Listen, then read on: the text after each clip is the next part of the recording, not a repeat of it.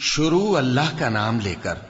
جو بڑا مہربان نہایت رحم والا ہے۔ آسمان کی قسم جس میں برج ہیں،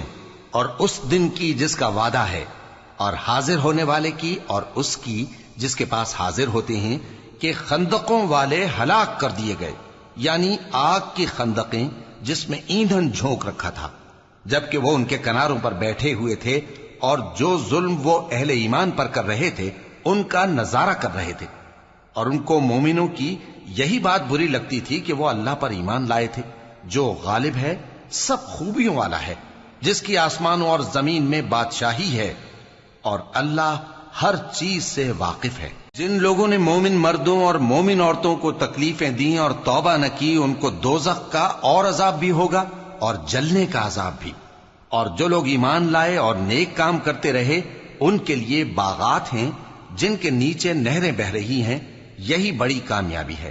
بے شک تمہارے پروردگار کی پکڑ بہت سخت ہے، وہی پہلی دفعہ پیدا کرتا ہے اور وہی دوبارہ زندہ کرے گا، اور وہ بخشنے والا ہے،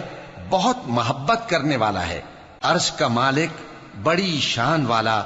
جو چاہتا ہے سو کر ڈالتا ہے۔ بھلا تم کو لشکروں کا حال معلوم ہوا ہے، یعنی فرعون اور سمود کا؟ اصل بات یہ ہے کہ کافر مستقل جھٹلانے میں لگے ہیں، جبکہ اللہ بھی ان کو ہر طرف سے گھیرے ہوئے ہے۔ یہ کوئی معمولی کلام نہیں، بلکہ یہ قرآن عظیم الشان ہے، لوح محفوظ میں لکھا ہوا۔